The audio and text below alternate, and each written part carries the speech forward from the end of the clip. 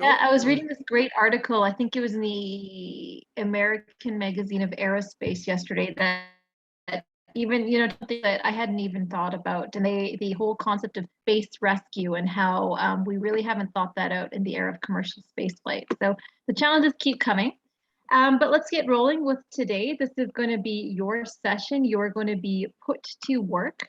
So last few classes, we talked about innovation and making things better. We talked about what that means in terms of innovation. So we took the simple concept of a bottle and said, how could it be repurposed, or how can we make bottles better? And we just talked about thinking differently, building on old concepts, making new ideas, or making non-high tech things high tech, or even just introducing simple innovations like hand washing in the 19th century. So here's a snapshot of a novel innovation. This is having your plants email you when their nutrient level or their water levels get too low based on sensors. So this is spinach plants that scientists said, well, why don't we put sensors? And then when certain levels get too low, or when they reach a certain state, you'll receive an email. So another idea of repurposing.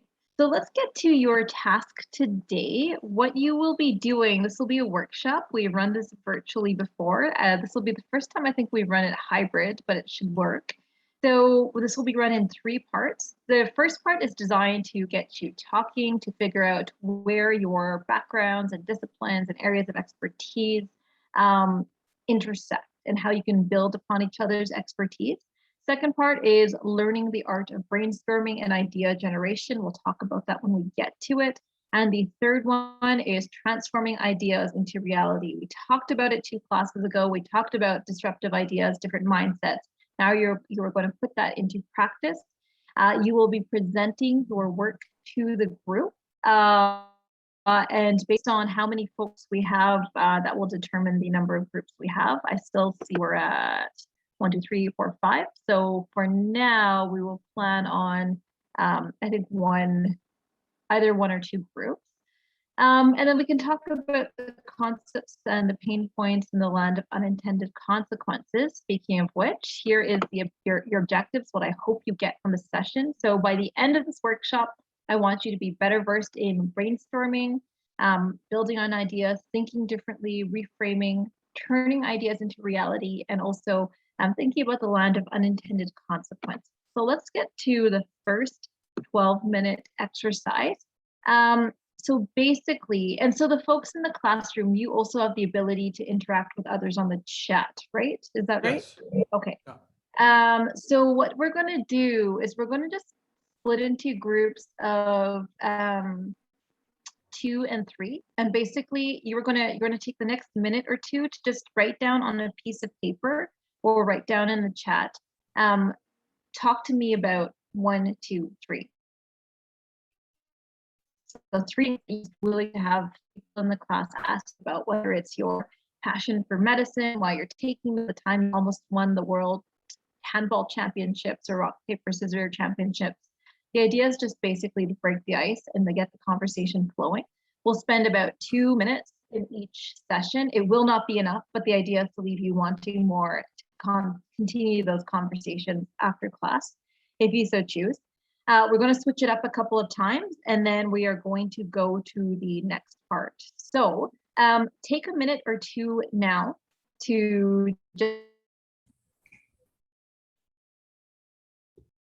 just write down about space medicine,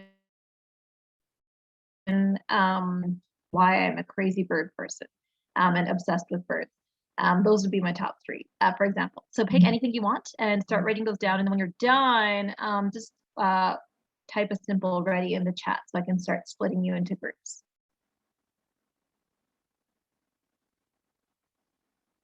And then for folks who are on the iPad, do you have the ability to, are you both on the same device, or will you have the ability to enter chats separately?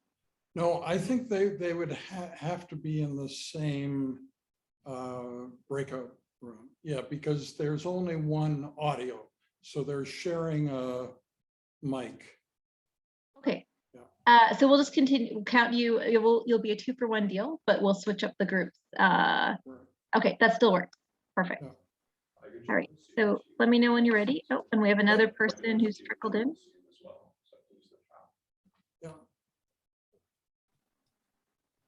So I think it was Tolani who just came in. So Tolani, what we're doing is we're just starting our first exercise, and basically you're writing down 3 things for someone. Oh, sorry, Shawna, I'm actually in the room here. It's just so I can type in chat. Oh, okay. So you're on your Yeah, own so chat. Sorry. she's there twice, yeah. And I'll join too as well on the Oh, okay. Zoom. Okay, perfect. That overcomes the issue of splitting a device. Okay. Yeah, yeah. All right. So even though 2 are in the room, they will also join the Zoom, so everybody is on Zoom. Yeah. My apologies, Tolani. I first heard your name is Selani, so I thought there was a second person who had joined. Okay, we're all good. Okay. Does anyone need more time with writing down their top 3?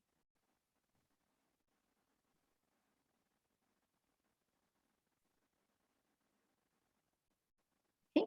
All right. So what I'm going to do is I'm going to break you up all into groups, and then I'm going to start the timer, and you're going to just spend 2 minutes talking about the talk to me about. So let's do that. Let me go to breakout rooms for a second. No, I have to make you the host, right? Oh, that's right. I think. Every time I forget that. So let me do that. Okay, so participants.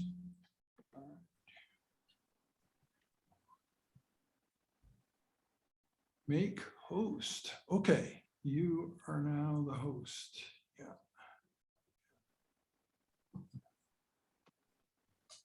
Yeah, you are the host now. All right.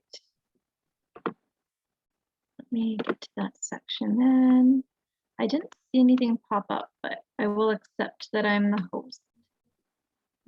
We'll go to breakout rooms. There we go. Okay, so we will create. So we said there's 5 of you, hey? Yeah. We will create 2 breakout rooms. And then if you get an invite on both of your devices, if you're in the classroom, just ignore it on the shared device.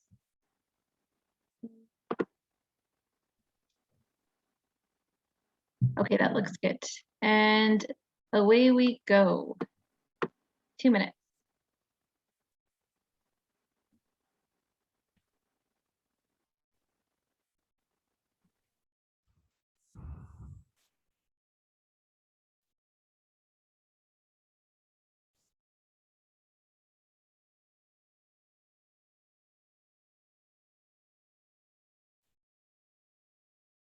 So I think there will be another student joining.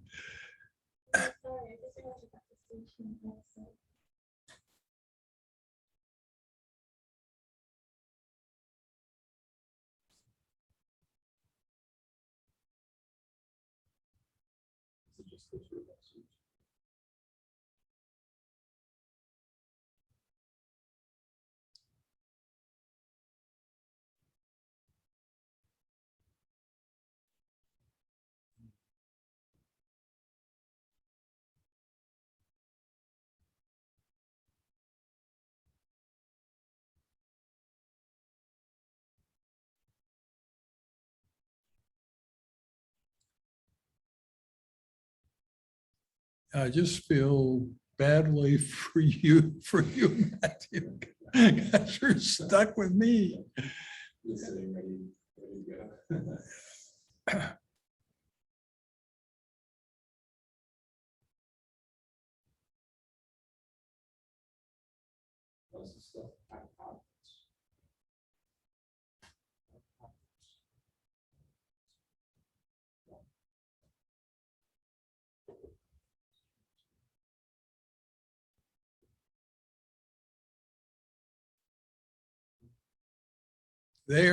There we go. Okay, so now there are 2 students in room 2. Yeah, so the 2 of you. Yeah. That'll work. One way or the other, you will be able to interact.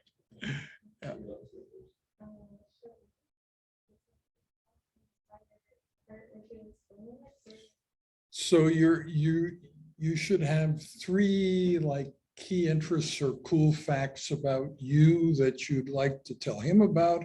And then he does the same thing with you, and you each spend like a minute.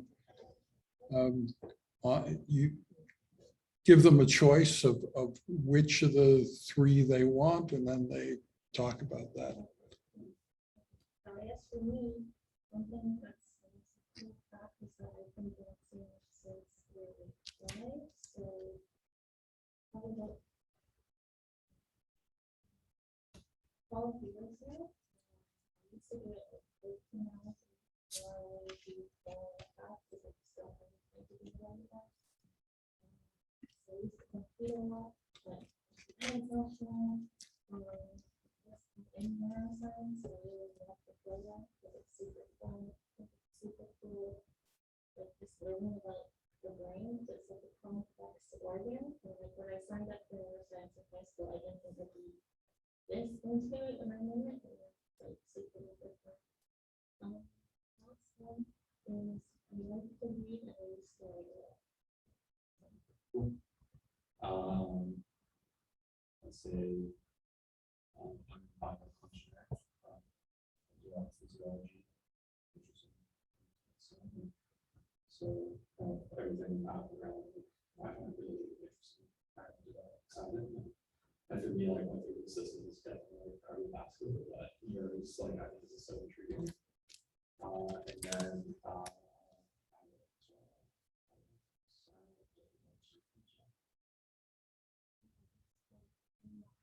how did you, such a big difference from biomedical engineering and is it like one thing before the other? Or? I think it's always something that like I was interested in doing, and as a kid, I was always interested in space. And I think we had that happen to just try something a little bit different. And I hope it can lead to something when else we do that. So something about something just deeper fun. So that's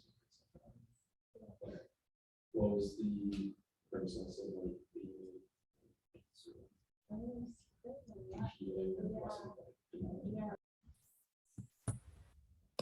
There. It worked. It worked. Yeah. All right, welcome back, everyone. So it was kind of cool. The 2 students in the room here had like 3 different ways to communicate with each other, but they didn't previously know each other very well. So this was good. yeah, awesome. And so just to clarify, you don't need to talk about each of your 3 things. If you end up, you can cover 6 topics between 2 of you, or you can just, I deep can't dive into one hear you. topic. I don't know. Oh, can you hear me now? Testing 1, 2, 3. Testing. No, we don't hear you, Shawna. I can hear her. Can you guys hear me? Hello? Yeah, I can Yes, hear I you. can hear Shawna, and I can Okay. also hear Tasmin. Okay. So we're going to reassign you randomly to rooms again. Okay. If you end up being assigned to the same room, just hop on out and I'll manually assign you. And then we'll go for 1 or 2 more rounds, depending on where we're at with time. All right. And away we go. We create rooms, create 2. Matt and Tasmin, you weren't in the same room previously, were you? We were in the same room. Matt and You were? Tasmin, no? No. Oh, wait, no, Okay. Tasmin. No. I was with Sean. Okay. Oh, All right. Just send me a message if you end up. Okay, here we go.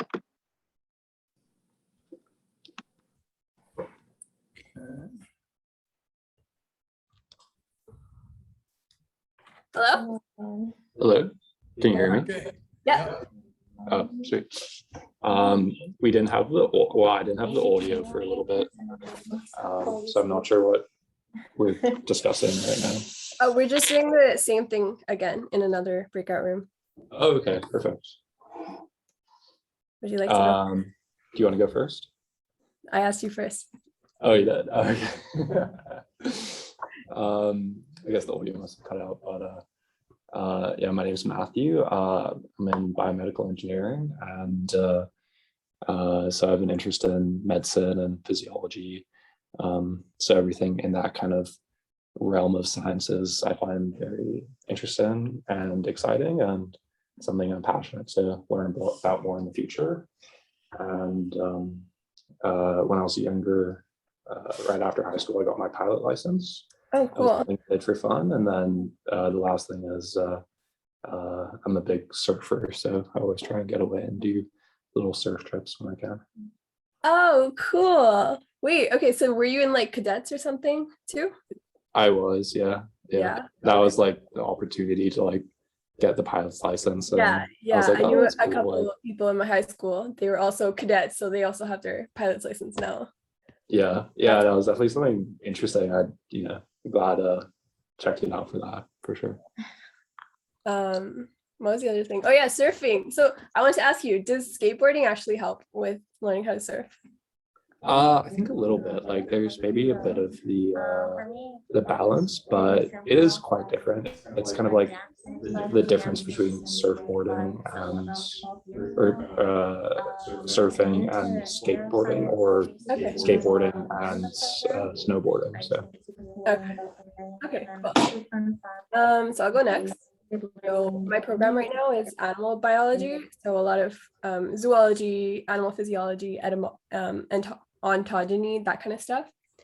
And I'm also a vegan, so I know a lot about like just diet and like health, I would say diet-related health. like because it's Chinese. And I'm passionate about genetics.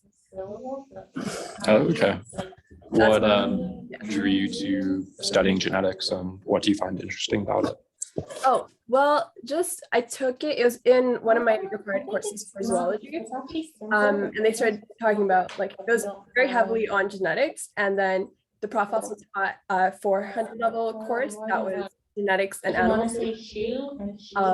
So I took that, and I was like, wow, this is so cool. Yeah, and we had to do a lot of presentations of that discussion course. So I had to do a lot of like independent research, and it was just really cool. So I did more genetics the year after that, and then I'm doing more genetics now. But it's not technically part of my degree. Oh, okay. Yeah. What's like kind of the future direction with that? Pardon? What do you have like a future goal in mind? Just like to study genetics, or do you want to stay in academia, or? Yeah, I'm looking to apply to veterinary school, but I'm also thinking about taking a gap year for that. Okay. As for genetics, I'm probably going to be doing my presentation on genetics. Okay, cool. Some stuff. Yeah, I know that like veterinary school in Alberta is really difficult to, because there's just Calgary, right? Yeah. But yeah, I think, I feel like you just have to be persistent and everything. So, but that's an awesome goal to have. Yeah, I'd agree with that. That's about how it is. Okay. And like to work with small animals, big animals, or just anything? I don't really think I care. Probably just not having to give vaccines as my only job. Like if I can do something more engaging than that. Oh, for sure. Yeah. Yeah, Okay, I'm sure. see you in the main room. We should be seeing everyone back in the main room now. Take a look here. The main virtual room. Oh. Okay, perfect. Welcome back, everyone. So how was that? Did you start finding out more about each other's backgrounds, things you didn't know, things, connections that you didn't know that were there previously? Yes. Yeah, I've heard some really interesting discussions about everything from piloting to medicine to vegan diets, animal science. And did you feel like that was kind of the tip of the iceberg, that you could have gone on for longer than 2 minutes?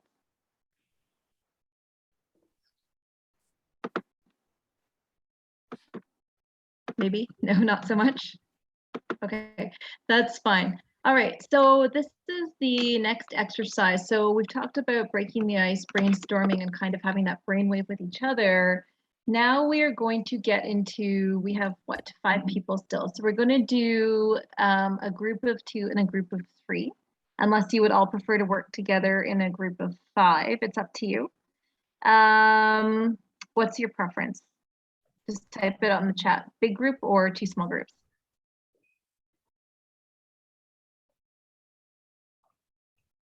Okay, let's do, seeing some stuff coming through the chat.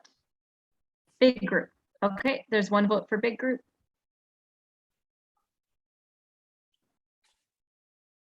Okay. All right, we'll have 5 perspectives on this, so this will be good. So now you are going to work on brainstorming. So we're going to follow IDEO design firm rules. So when we talk about brainstorming, we talk about just going for volume. Okay, we want you to generate as many ideas at once as possible. So don't worry about judging the merit of the idea. If something defies the laws of physics, like going faster than the speed of light, don't worry about it. That's a later problem. Which brings me to our next point. Encourage wild ideas. Build on each other's ideas, but don't talk over each other. So only one person's talking at a time, so you're respecting the idea that's being presented. Stay focused on a topic before you move on to the next. So it may be hard, but you may want to kind of write something down before you bring it up in case that's not being discussed at the time. Feel free to draw pictures, share your screen, be visual. In the past, doing this virtually, we've had shared Google documents, shared Google Slides. I think they shared whiteboard and for drawing at the time. So however you most feel most comfortable communicating. So when we do this in person, we give you a big sheet of whiteboard, a whole lot of Post-it notes, and just encourage you to fill up the whiteboard. If you virtually, there's so many ways to do this. And like I said, you want to just work on idea generation. Okay, so you know the ground rules now. So over the next 15 minutes, and since it's just 1 group this time around, we'll stretch it out to 20 if you need, okay? I want you to pick one of these topics, okay? So in your big group, you're going to pick one of the topics of things that should exist but don't, things that are annoying to you, pet peeves, greatest challenges in the world, greatest emerging trends or technologies, ways to positively impact 10, 100, 10,000, or 1 million people, or ways to cure coronavirus. So only one of these topics, you're not brainstorming around all 6 or 3 of the 6, okay? So spend a few minutes, but don't spend more than 5 minutes because that's often where groups kind of slow themselves down as they can't decide. So you're going to pick one of those, and then you're going to fill up your virtual paper, your virtual Google Doc, okay? So what I'm going to do is I'm going to put you all into a virtual group, and then I will hop in there to just kind of be a fly on the wall and answer your questions. Okay, any questions before we go into that? No? Okay, all right. So let's get into these breakout rooms.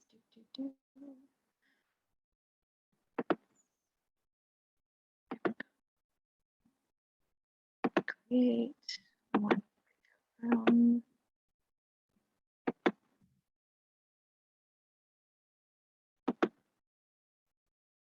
Okay, and then for the folks in the room, if you end up being there on too many devices, just manually leave through the device that you don't want in there. There you go. See you there.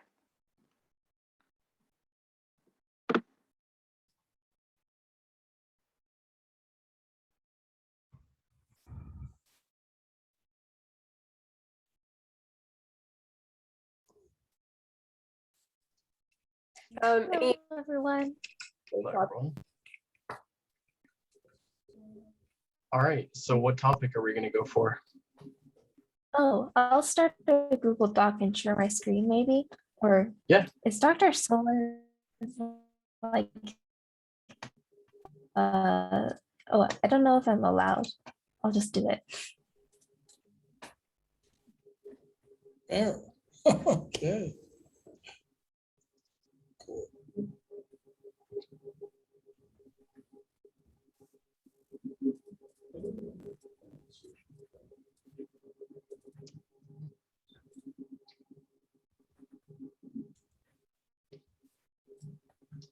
things that should exist in pet peeves.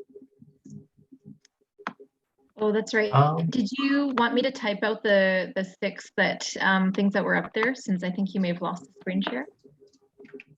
No, Yes, I'm please. not Okay, hearing I'll do anything. that.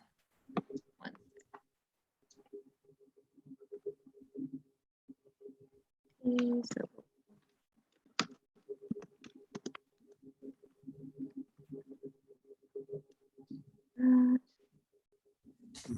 here's pet peeves.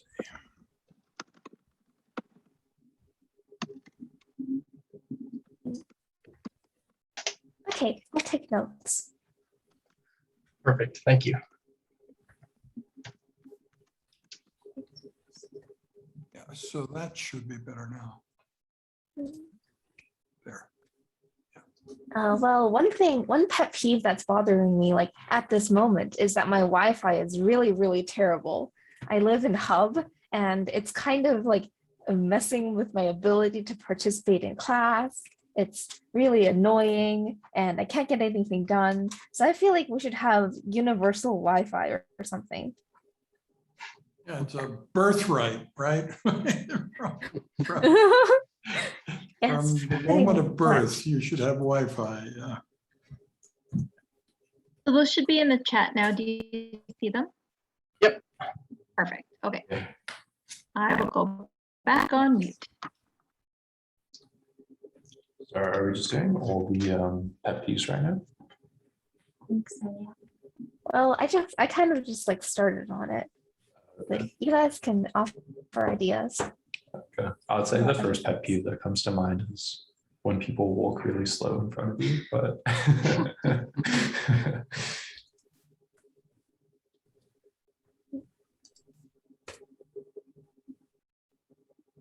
I don't have too many pet peeves, to be honest.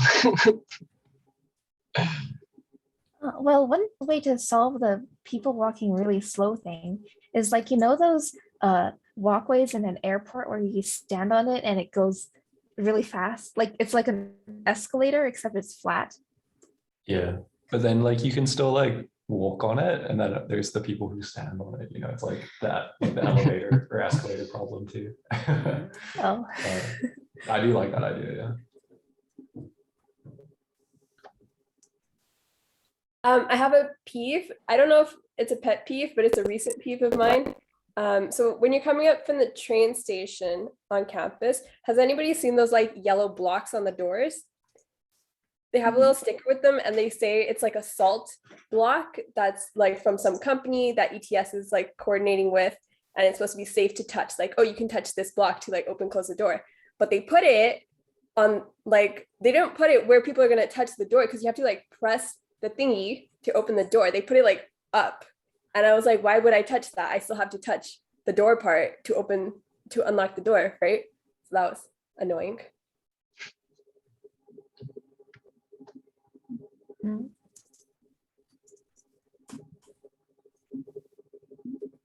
I'm supposed to be a fly on the wall, but I just want to second that in public bathrooms, like either automate everything or automate nothing, but it doesn't make sense to automate like the toilets, but not the soap dispensers and the water faucets, and then automate the hand dryers. So you have my vote. I guess I do have a pet peeve. Mine is parking tickets. I find that they're very dumb, and all they do is take your good money for very stupid reasons. Oh, to second that, when they don't have like parking at the train stations, like they want me to take the transit, okay, but the transit doesn't come efficiently from my house to the nearest transit center. So I have to drive to the transit center, then there's nowhere to park because it's like a big mall. So I'm like, okay, I still have the problem with my car, so I might as well just go all the way to the university to park it if I have to pay here anyway. So then it doesn't really finish the job of taking transit. I second that. I hate the public transport infrastructure in the city. I actually have a pet peeve related to public transport, but for me, I live on the south side. So when you get to Century Park and you can see your bus from the pedway, but as you're walking on the pedway, because people walk so slowly, your bus leaves and you end up having to wait another 15 minutes before Oh the my next God, bus. yeah. I concur. I have another public transport pet peeve. I would say the first is when you're on the train and you're standing and then they play the like chime that the train's going to move after the train starts moving and you pull back. And then the second one is when they announce the train after it's already arrived. But those are my two. I just want to say, Chen, your share screen stopped sharing for a bit. I can't see it anymore. Yeah, I cut off quite often, but I think I don't know if I got everyone's thing.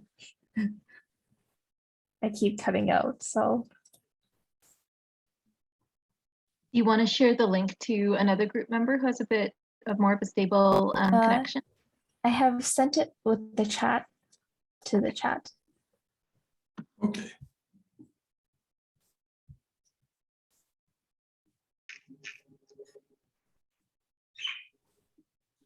I don't see it in the chat.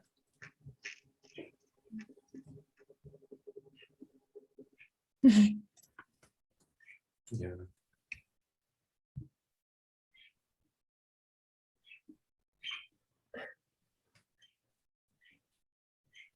There we go.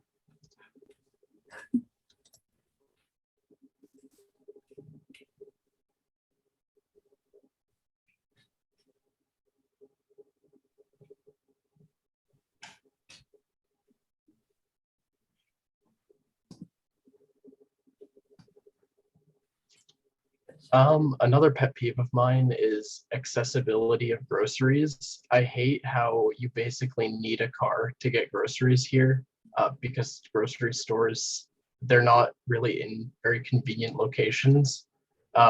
Maybe it's because I lived in Eastern Europe, but there's usually little grocery stores everywhere. And they're usually like a 5-minute walk from wherever you might be living. I just noticed there's like a huge difference in accessibility to stores. I used to work at a sorry, excuse my birds. I used to work at a people would like order their stuff online and I'd pick up the groceries. I used to do that kind of stuff. And sometimes people would have to like bring taxis. And just the taxi would be so full of food, like just everywhere. They wouldn't have anywhere to sit because they can't always keep coming back to the grocery store because they have to like pay for a taxi every time they come. So they just bulk up every time they come, and it looks so inconvenient and like just that really used to get to me. Yeah, I kind of feel like there's that aspect of like the reliance on cars and basically like every aspect of life. It's kind of funny, like considering how they're a symbol of freedom, but without one, you're kind of, or you're very restricted in how you live your life and the things you can do and the places you can go, as opposed to Europe or other places. Yeah, that's true. My pet peeve though is when you plug your phone in to charge at night and then you wake up in the morning and your phone's at 1% battery because you didn't plug it in properly. But as a slight change from the previous one. From the realm. Oh, the newer iPhones, they don't have the old jacks, right? They keep changing the headphone jacks. And I lost the headphones that had like the new phone compatible jack for it. Now I have to I can't listen to stuff on the transit anymore. I don't have headphones.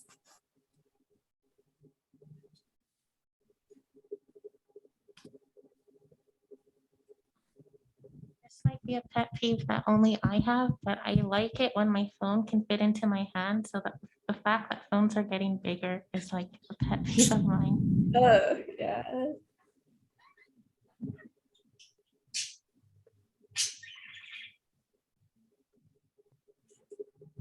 Yeah, I think like the pockets of those are gonna have to get bigger as well, if phones keep getting bigger as well. Oh. struggle too. On that Just having topic, pockets. sorry. On that topic, women's pants have terrible pockets. They're so small, or they're just fake pockets, and it's just like the outline of her pocket. And then sometimes when I buy men's pants, the pockets, there's like 8 pockets, and they're so deep, like I could put my entire purse worth of stuff in there. And I'm pretty sure that's like part of like the capitalist scheme to like make women buy more stuff to hold their stuff in, but pisses me off.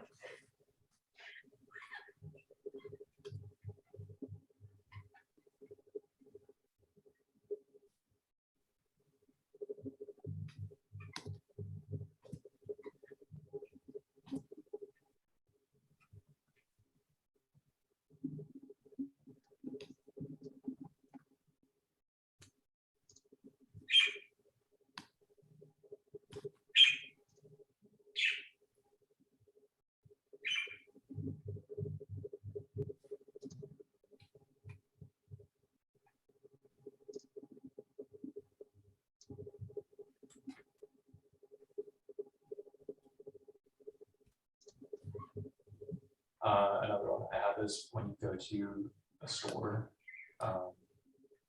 like Costco or something, and there's one specific thing that you want to get, but then you buy everything else except that one thing that you did.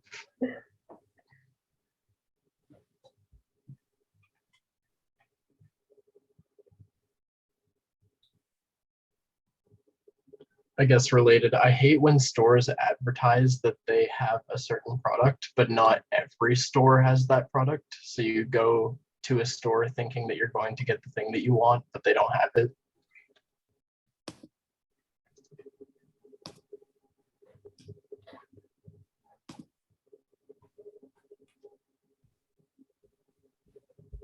Or when you buy something online and then you get an email the next day saying that they're actually out of stock. You pay for it, and then there's that process of getting refunded.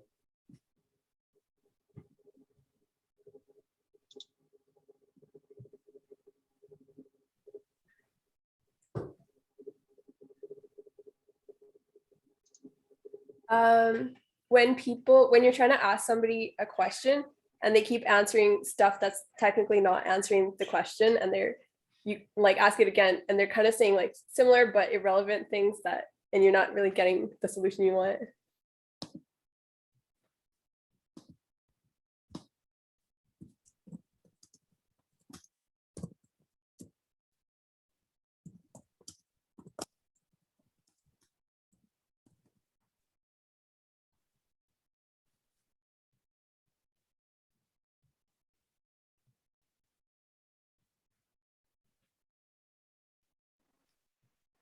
Not sure if the messages are coming through, but there's about 6 minutes left in this part of the workshop. Okay.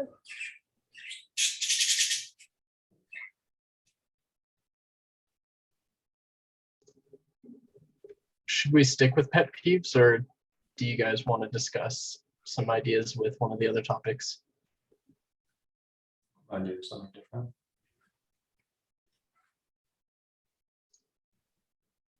Yeah, sure. I guess I could start. I think one of the greatest challenges in the world is greed. I think the desire to have more and constantly more and more is a very destructive and pervasive idea in society.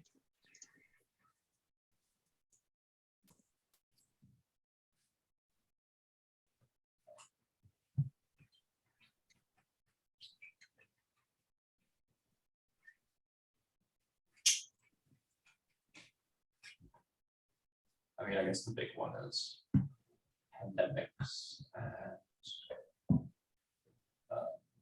global healthcare as well. And ensuring the basic level of care for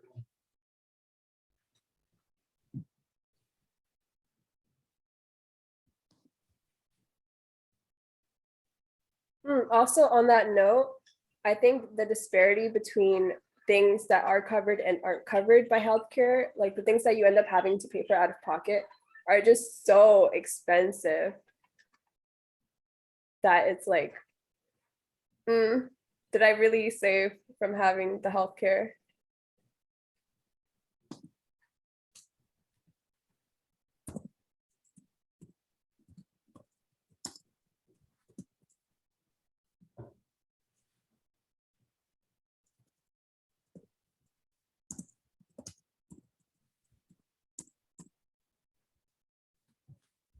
guess on a more general note, just getting people to be able to empathize with other people who aren't in the same circumstance. Like we can empathize with some people, but sometimes I feel like there's like a disconnect when it comes to trying to do that.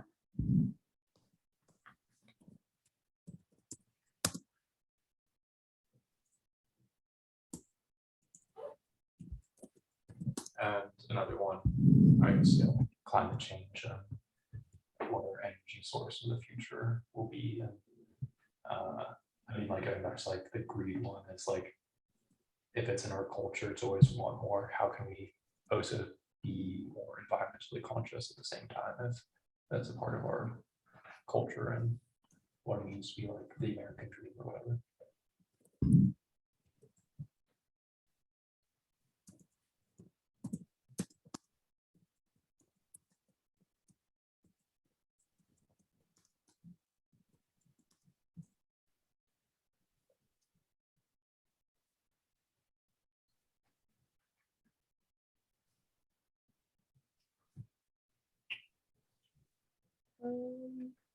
Oh,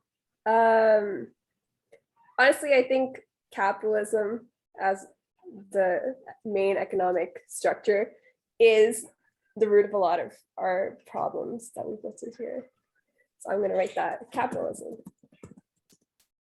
Because there's a lot of, corporations that are causing a lot of issues, but they can avoid consequences because part of it that I know is that corporations are considered a legal entity. So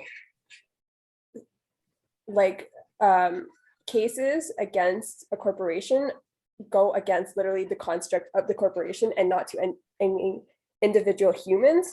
So a lot of the times the outcome is just that they have to pay some kind of fine, and it doesn't really solve or mitigate any kind of future problems other than being more better at hiding it, I guess. So capitalism.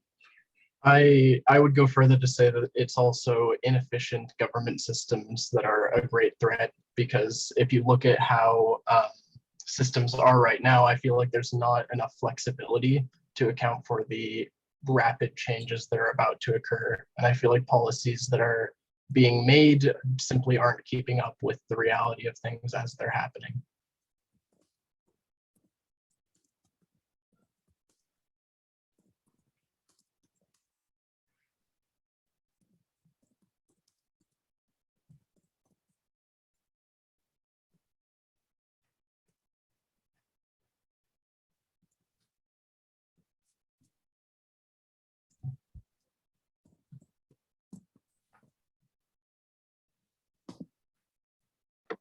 All right, folks, last minute here. So just wrap up whatever you're working on, throw down your last minute ideas, and we will break and talk about the next section in 45 seconds. Loneliness.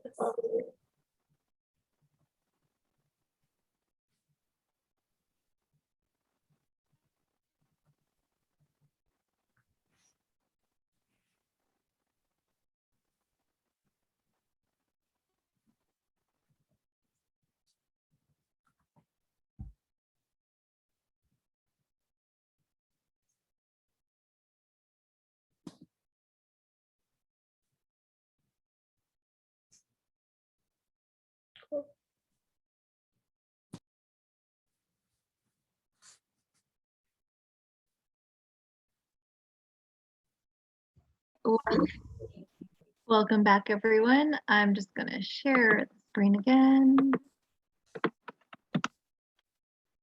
Okay, so any feedback on that process? How was that? Yeah.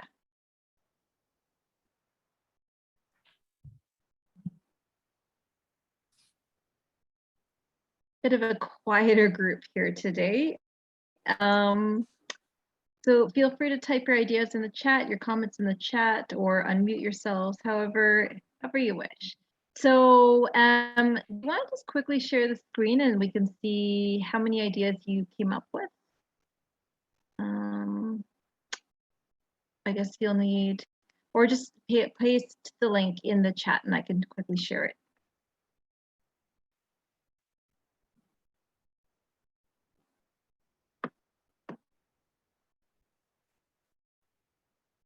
June, I think you had the master document. Bring that up. There we go.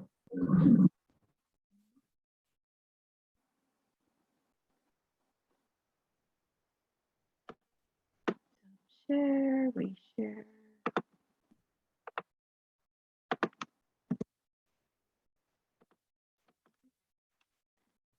All right, look at what you all came up with over the course of 20 minutes. That's pretty darn good.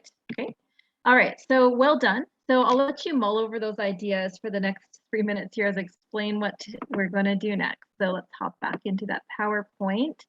So now you're going to, the reason behind going for volume is, first of all, getting used to idea generation. But also, so you have options to choose from. So we talked about pet peeves, and I think you also got into trends and technologies at the end, or maybe challenges. Okay, so the last part of the workshop is where you're going to spend the bulk of your time. So I want you to narrow it down from your list, pick your wildest, craziest idea. We are going to turn it into a business. So now you're going to work. We have a little bit of extra time. So we're going to give you till 12 after, maybe up to 15 after, depending on how you're doing. And you are going to answer the following questions. So what is your idea? What are you selling? What needs does it serve? What problem does it solve? Who will use it? Who will buy it? How will you make money? What threats and hurdles will you face? What help do you need to achieve this? Who can help you? If you have time, what is your product and company called? If you have time, make a logo. And what is the first step that you need to take today to make progress? Okay, so you may want to screenshot this one just so you have access to it. And then you also, here's the other way, in case the questions are too formulaic for you, we can play business plan Mad Libs. Okay, so these are the exact same questions we just saw. So at company X, we have created product name and description because of such and such problem designed for audience. It will appeal to X buyer because of the value add. We anticipate hurdles and will overcome them by such and such mitigation strategy. Some of our strengths include, and you can list your assets, networks, things you have at your disposal. You can, and we will make money by quick business model. Who are you selling to? Is it schools? Is it universities? Is it parents of children? Remember, the audience and the buyer may not be the same. So when you're selling toys to children, the buyers are the parents. So keep that in mind. And then the first step we need to take today to achieve this goal is one concrete step. So action plan. So you may want to screenshot this one as well. And because we're in one group, in fact, maybe it's just easier. No, I guess we'll put you back in the breakout room so you can share your screen easily. Okay, so I'll give you a second to screenshot this, and then I will send you all to the breakout room. And then depending on how you're doing, somewhere between 12 after and 15 after, we will meet back here. You will present the work as a team, and then we'll have a bit of a discussion. Okay, questions on this? May I see the slide with the questions so I can screenshot it again? Thank you. All good? Good. Perfect. All right, sending you all to breakout rooms. Oh, that's not it. What I meant to do.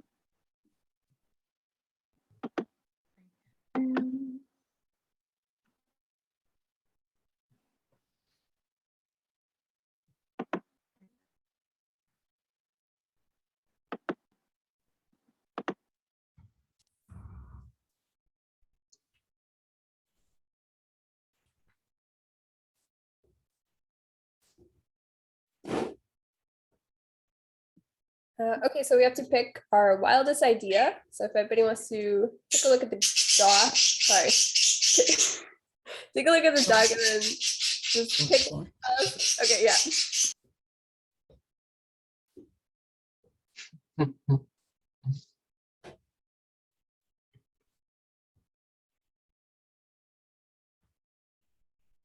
So we're all working together to make this product, or are we all thinking of our own?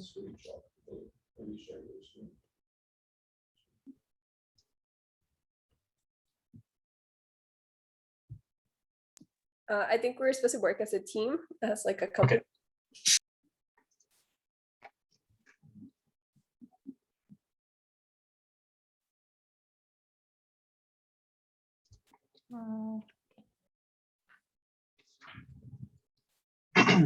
So I have an idea, if everyone is okay with that. Sure. All right. My idea is kind of using neural interface tech and VR to create VR environments that interact with your nervous system. So let's say you touch something, it will give you the physical stimulus of touching it. I feel like it would be a very interesting evolution in especially games for VR, for example. Okay, what problem from our list would that be solving? It has to be from our list. I'm not sure. I thought It does, yeah. yeah. Oh, it does. Never mind then. Okay. So if anyone has likes any of the topics from our list, and you could just say that, put it in the chat.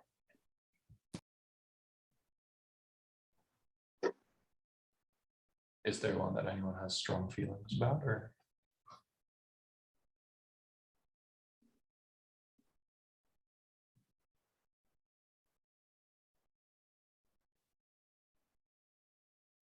I kind of like the access to food and grocery shopping as a problem to solve. Yeah, I kind of like that one too. Mhm.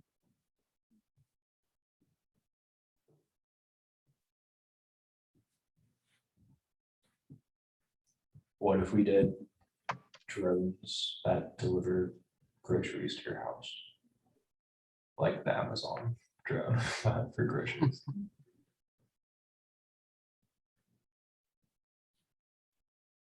One thing with that I would ask is how much can a drone carry? Or like what are the limits for like weight or whatever that a drone can carry? It just depends how big the drone is, but I have an alternative. Maybe instead of drones, you could set up little automated kiosks where it's basically just like a big box that has a bunch of groceries in it, and you interact with a screen, you pick the groceries that you want, and it dispenses the groceries to you. And you could set up those kiosks in various locations around residential areas, and that would make accessibility to groceries easier. Okay, but what would we do for fresh foods then, like produce? Because those can't stay in the kiosk for very long. I guess that would be the drawback, but you could have, for example, freezed goods and other less nutritious foods, but food is food. Accessibility is accessibility. Okay. I mean, if it worked the same as like a grocery store, I mean, if there's a central distribution center, it just has the appropriate amount of like fresh vegetables and produce for a certain amount of time, and it just gets replenished quickly. I mean, I think it would be okay in that regard. Yeah, you could have employees that are just tasked with restocking kiosks with fresh goods. Similar to how with the rentable scooters, how there's people that pick them up and recharge them every day. Yeah.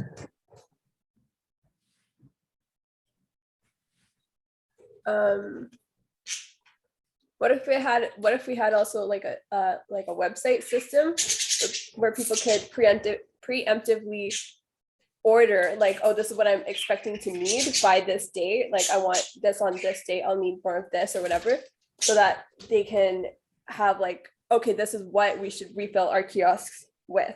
Because like, let's say you put in equal amounts of all these different vegetables or like goods or whatever, but everybody wants like this one thing. Nobody really wants those other things. Those other things go bad in the kiosk. There's less supply than demand for one thing, right? So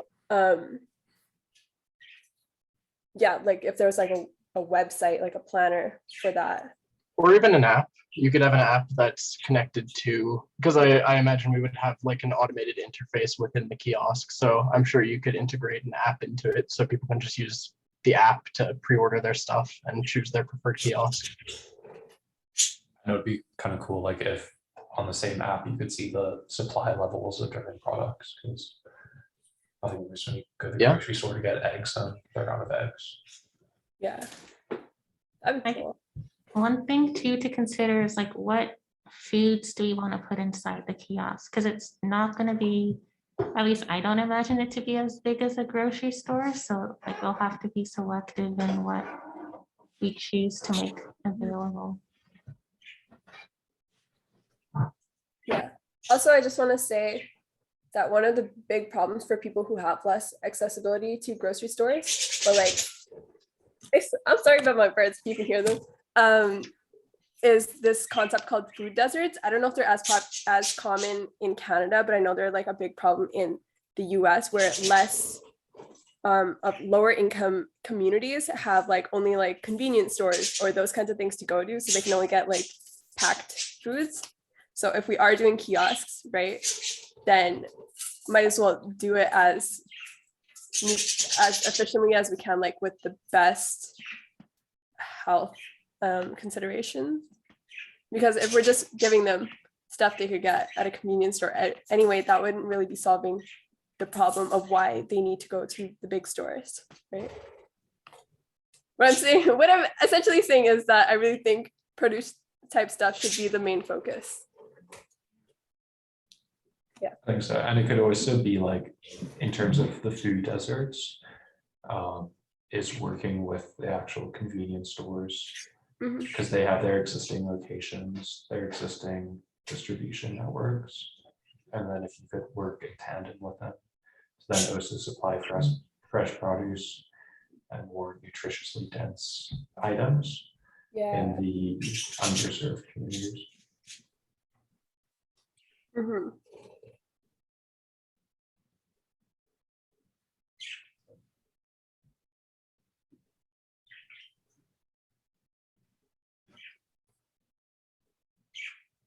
Chan, do you have any ideas that you want to see?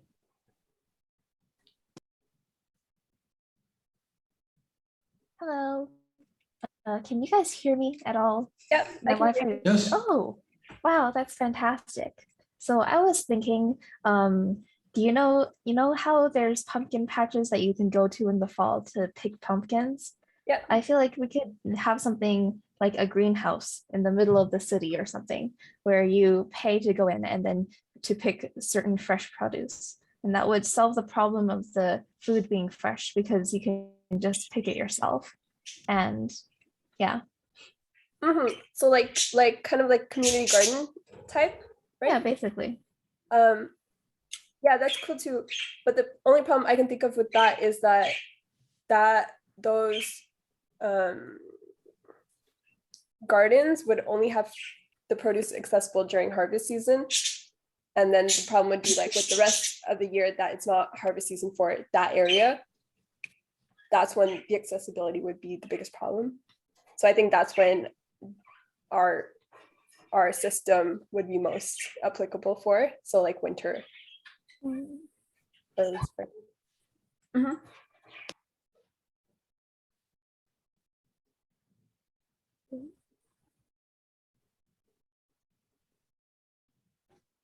How did our ancestors get by when they couldn't pick anything, because they didn't have refrigerators or freezers?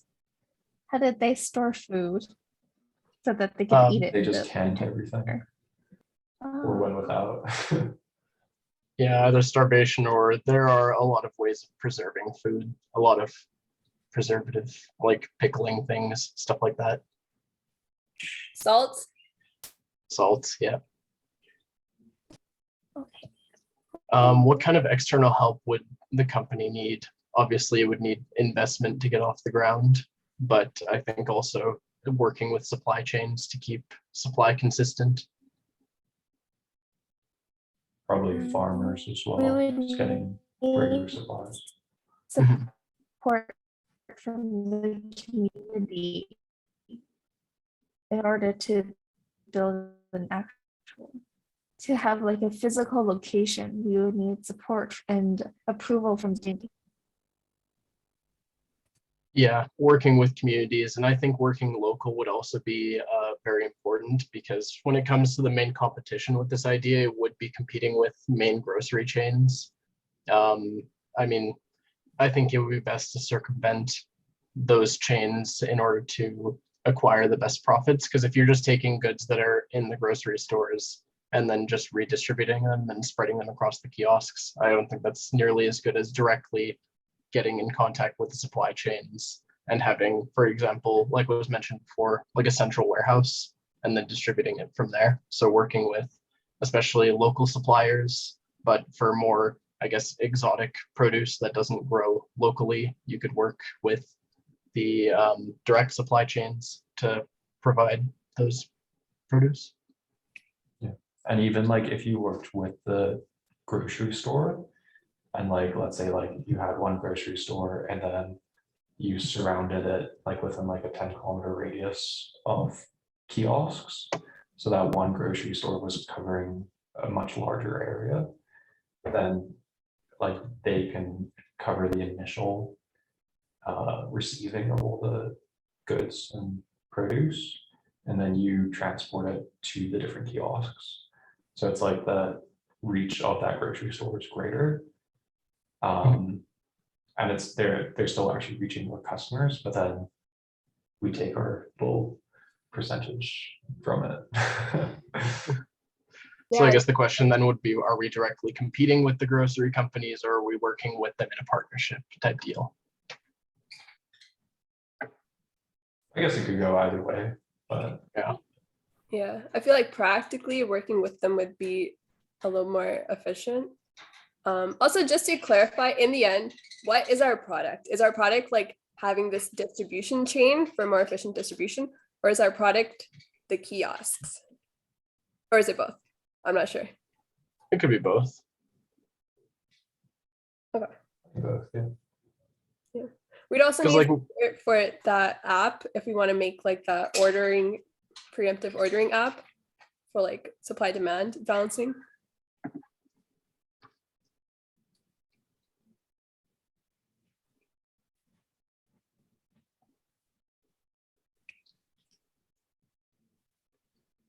Did we do what threats and hurdles we have to face? We've kind of been discussing it. I suppose, yeah. Yeah. What about as a threat, what about like attacks on our kiosks? Like people trying to rob our kiosks. Would that be a thing? That could be a thing, yeah. I guess it depends. If it's like an airtight box and it's rather hard to get into, that might help prevent theft.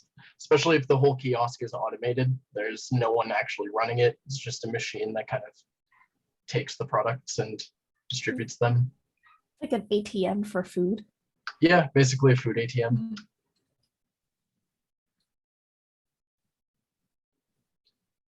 I feel like we just invented vending machines. Like Yeah, keeping food fresh as a hurdle. How do we do that? Probably like half, like half a fridge. And if we have that app, then our supply demand should be about balance, so we don't have produce being left over to go bad, right? You could also partner with companies. There are companies that will take produce that's about to go to waste and they will repurpose them and they will turn them, for example, into vegetable pastes or whatever have you. You could have partnerships with those companies to make sure that there isn't actually any food waste going on and that produce can be properly used in another form. Yeah. Okay.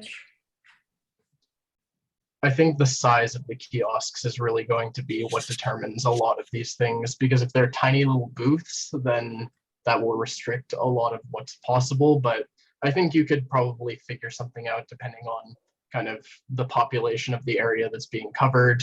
And from there, you can figure out what's a reasonable size of the kiosks and then acquiring the necessary land for it. Yeah. Oh, I think also, if like people, oh, sorry, go ahead. no, it's okay. You go first. Okay, I think like also if like, you know, a large amount of people request certain, you know, goods or products, then I mean, the supply and demand of an app interface could help facilitate people actually getting what they want. And then like the problem with like grocery stores is that they supply everything and like they always try and have a big surplus. So there's that evident food waste as a result. But if it was quite controlled, and I mean, like borrowing from this course, like if there was like AI learning about like food buying trends and everything, Yeah, the it would help analytics. like offset some of the food waste that's quite prevalent. Yeah, for sure. I was gonna say something. Oh, one thing for our kiosks is, would they be open like 24 hours? So like for example, for grocery stores, some of the people who work weekdays till like, let's say closing time, they don't have time to like go to the grocery store and like get all their groceries. And that's why they like to order it. But like, because if you come too late, then all the good produce is gone. It's like the bad quality that's left over it at night. So if our kiosks are like already prepped for what the people want, and they can come at whatever time of the day or the night that's convenient for them, I think that'd be a nice advantage to our system.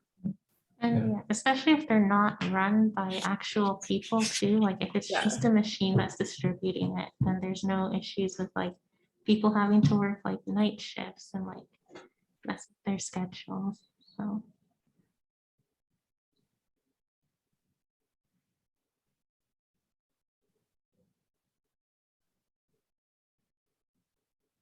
Yeah, so don't have as many employees to manage, which probably streamlines things.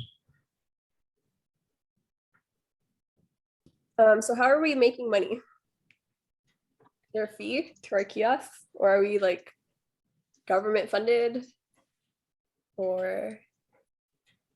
I imagine the same way a grocery store would do it, kind of mark up all the products to make a reasonable profit off of them. Okay, but then how much would we mark up? Because based on how much we're marking up, it might not be that much more convenient for the person to be coming to the kiosk than it is to pay the taxi to go all the way to the grocery store and to get the stuff themselves.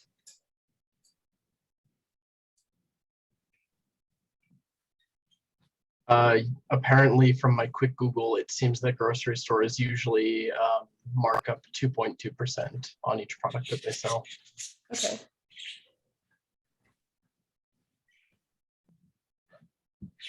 like, I think we would have to mark up a bit more than that because I guess like as bad as it sounds, like you're paying for the convenience of having that kiosk accessible to you instead of a grocery store. So it would make sense if you have to pay a little bit more for that opportunity. Yeah, and I mean, like if it's that slight markup as opposed to however much 2 taxi rides or 2 Uber rides cost to get there and back, as well as the time investment. I mean, I think a certain markup would be reasonable. And I mean, especially if you're serving underprivileged communities, I mean, there might also be the opportunity to have different government funding as well for that as well. So I'm sure that could be something to apply for. Like that. Yeah. Okay, sounds good. Plus, I feel like the profit margins would be consistent and stable because people will always need to get groceries. Yeah, that's true. What's our product name and what's our company called? Food kiosk. Food kiosk. I don't know. And our logo could be just like a square with like food inside of it. Like those like games, like those old arcade games, that style. But like Oh, that would be interesting. Like an arcade game, except inside it's like a picture of a lettuce or something. yeah.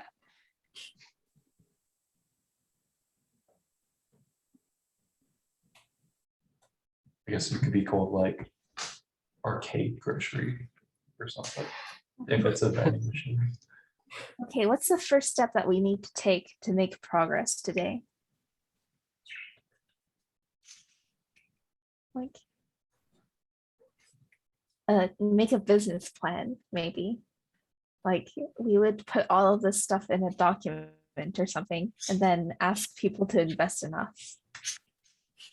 Yeah, I'd have to get onto Shark Tank. Yeah.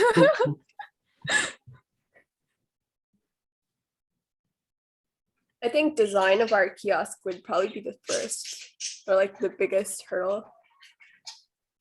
Yeah, like the refrigerator, like how much of this would be a fridge, and then over here there's like things that don't need a fridge and stuff like that. We design like how people pay with their own credit card at the kiosk instead of having a cashier. I think getting engineers to obviously design the kiosk and also all of the automation that will be involved with it, and building a network framework to store all of the analytics and to keep track of everything. Yeah. Like the app design and the zoning laws and finding available locations and everything.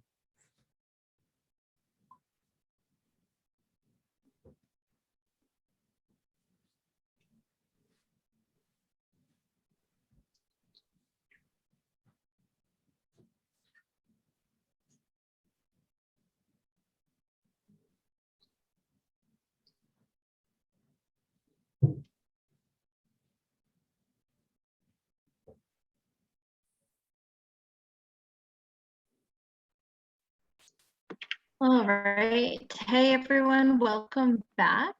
So well done. I was kind of listening in and out just to make sure I wasn't spoiling the surprise, but also making sure I was available in case you had questions. Sounds like you got through the exercise. So it is your turn now. This is for 20 minutes that's allocated for when we have multiple groups. So you have, let's say, 3 to 4 minutes to present your idea. And then we'll spend the remaining time for questions and discussions. So do you need to share your screen? If so, I can promote you to host.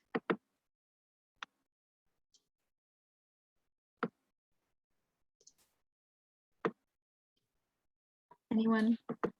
So you're gonna pick a spokesperson, or how is this gonna work? Yeah, I'll get you to appoint a spokesperson or persons, okay? And then it was very group oriented, so you can all chime in as needed. But whoever wants to start can start, and then just let me know if you need screen sharing abilities. So take it away. And I'll bring the template back if you need it. Would you guys like me to present? Sounds good. Okay. So our company is Arcade Grocery, where we've created automated kiosks that will be distributed across impoverished communities, or generally communities that have not very much access to grocery stores. Let's say they lack a car. And it's designed for, sorry, losing my train of thought. They're going to be automated kiosks that store a variety of produce with a focus on fresh produce, since that's the main reason you would go to a grocery store over a convenience store. And we'll have a distribution network set so that couriers will basically bring produce to these kiosks in these inaccessible communities, and there will be constant stock within these kiosks. The kiosks themselves will be automated, so users can kind of pre-purchase their groceries using an app that will integrate into it. And so kiosks will have sort of an internal system of what produce is going to be needed. and then the user can just go to the kiosk, they can present their order, and the automated kiosk will automatically just take the inventory from within the kiosk and distribute it to them. What else do we have? We anticipate that we'll either have to compete with grocery stores or work with them, in which case we've kind of decided to compete with the grocery stores and add a kind of a convenience markup to our prices. And we'll do that by kind of connecting with especially local supply chains and more direct supply chains for more exotic produce that doesn't grow locally or within certain seasons. Some of our strengths include the fact that it will be convenient, so communities can easily just go to these kiosks and they don't have to bother with the long grocery trips. We benefit from the fact that it will be automated, so a lot of overhead costs will be reduced by the fact that there aren't humans running the kiosks.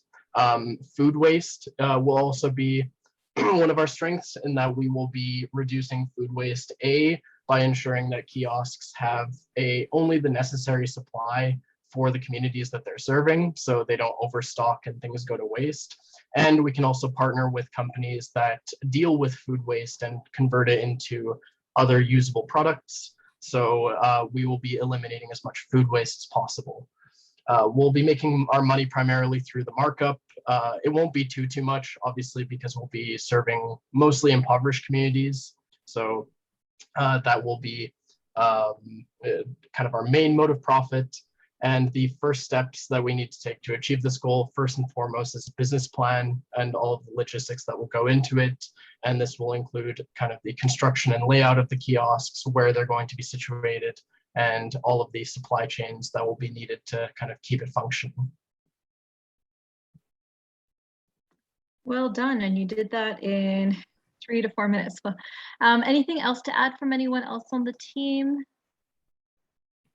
And so if I'm understanding the product and the suggestion or the solution correctly, you're creating portable kiosks for fresh produce in remote communities that don't have access, and you are partnering with or competing against local stores at a mark and creating a markup if you're partnering with the store to make profit. Yeah. I think the markup will come either way.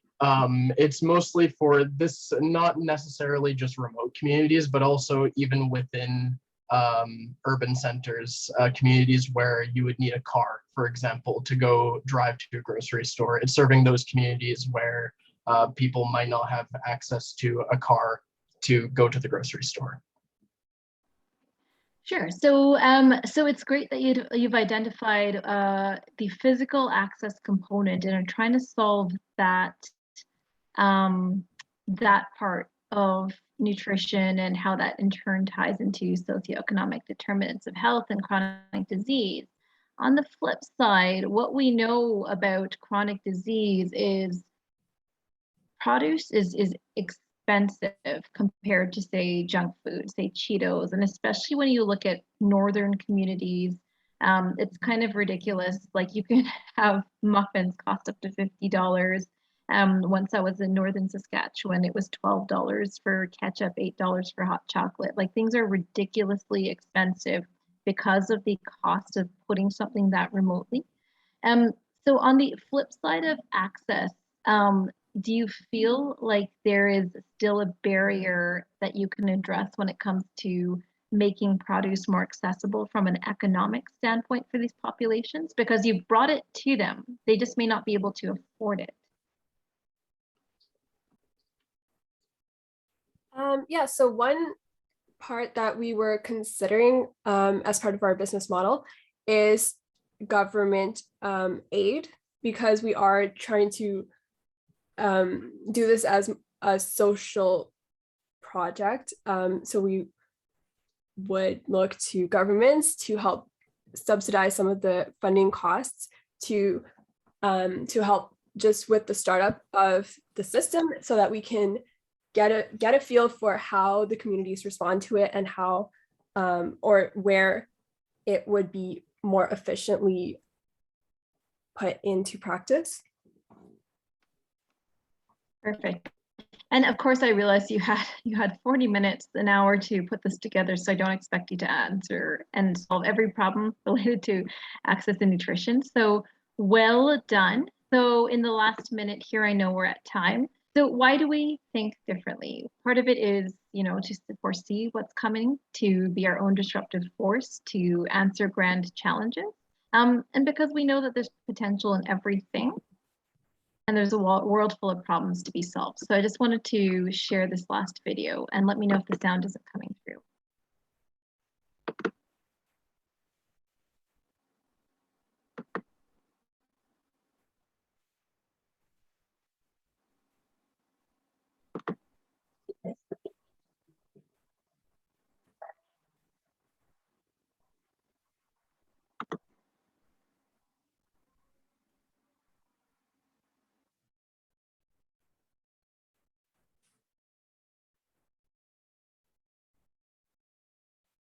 No, there isn't sound, I think.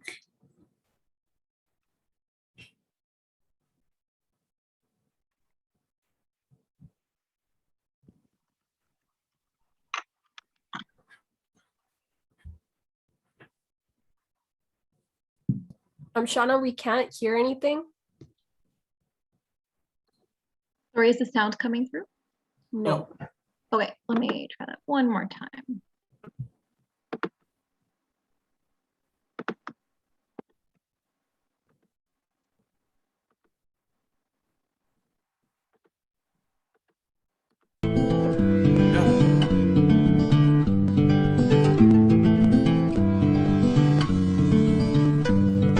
This thing is gonna change the way that people have nights.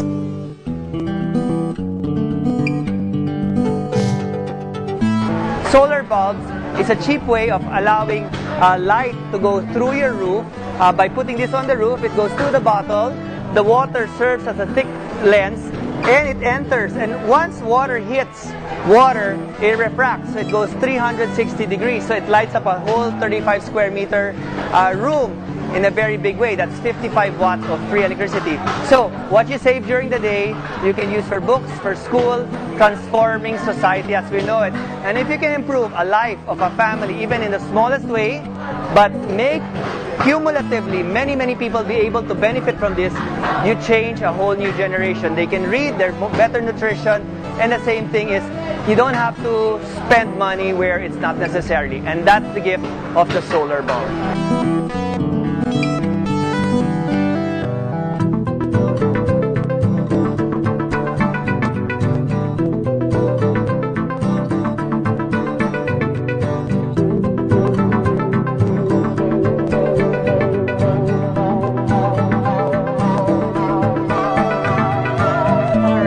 I'm showing you that video because we started this class talking about innovation. We started the example with the example of bottles.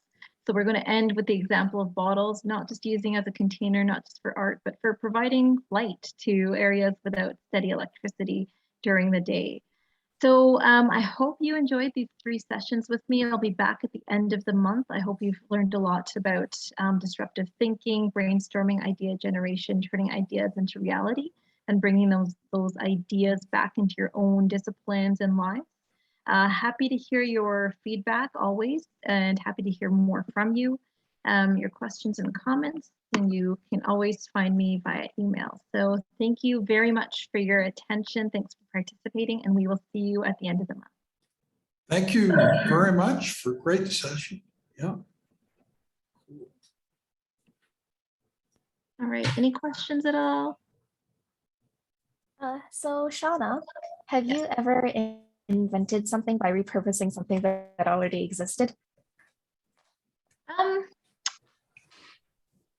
Not really. It's been more on emerging technologies. Yeah, as a small aside, a teammate of mine has. So things I've done with emerging technologies with some of the companies and startups I've worked at have been using smartphones for disaster response, and then more presently virtual reality and immersive technologies for medical education.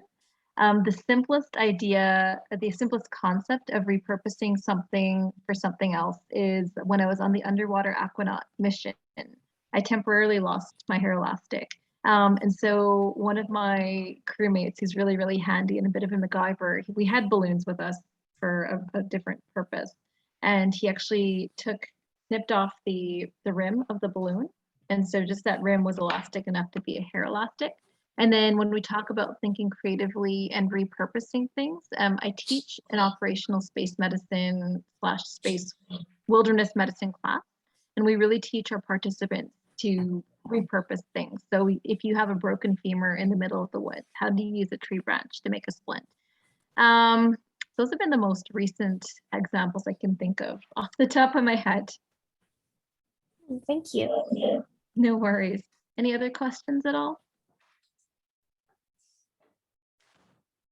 Okay, great session, and we'll see you on the 30th, Shawna. Okay, bye-bye. Thank you. All right, bye.